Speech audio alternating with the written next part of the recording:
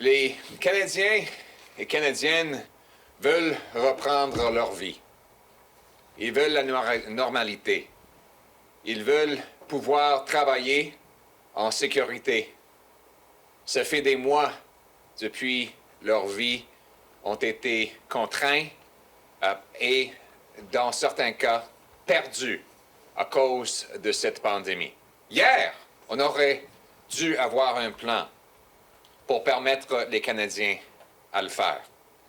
Mais, au lieu de trouver un plan pour retrouver les chèques de paie, on a eu un plan pour des plus grandes factures de cartes de crédit. Plus d'endettement pour les familles, les entreprises et surtout pour le gouvernement. En fait, le gouvernement ajoute 400 milliards de dollars à notre carte de crédit nationale. Cela veut dire un déficit 8 fois plus grand que le record historique. C'est le déficit par rapport à l'économie le plus grand au G20.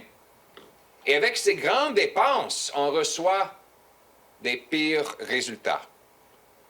Les autres pays, en fait des milliards de citoyens du monde, recevront les vaccins avant les Canadiens le reçoivent.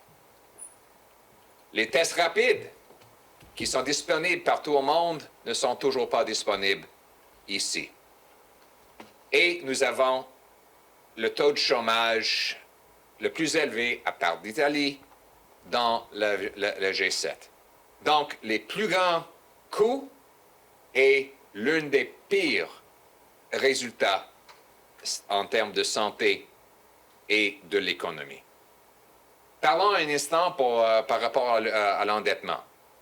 Le gouvernement n'a aucun contrôle. Ils avouent n'avoir aucune limite sur le montant d'endettement d'ajouter. Ils disent que l'endettement va continuer à croître jusqu'au moment qu'il y ait de la stabilité dans notre économie. Mais ça se peut que c'est l'endettement qui cause l'instabilité aux premières places. Par exemple, en 1996, il y a eu une crise d'endettement ici au Canada, où le gouvernement ne pouvait pas emprunter du monde parce que les gens ne croyaient pas que le gouvernement pouvait rembourser ses dettes. À ce moment, la dette était 66% de l'économie. Selon les chiffres montrés hier, notre dette pourrait atteindre 56% l'année prochaine. Donc, on est 10% entre l'année prochaine et la crise qu'on a déjà eue dans l'histoire. Il nous faut un plan pour éviter une telle répétition de cette crise historique. La seule solution pour le faire, c'est les chèques de paie.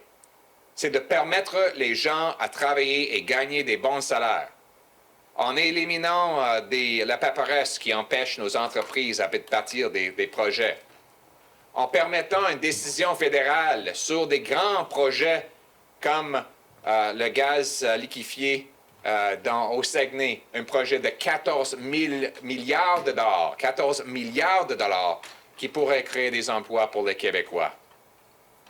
En enlevant les barrières à la commerce interprovincial, en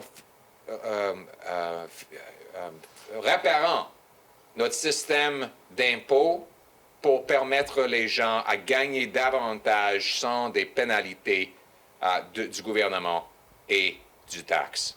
Ces propositions permettraient les Canadiens à gagner une vraie richesse pour payer leurs propres factures avec des chèques de paie et non pas avec les factures de carte de crédit.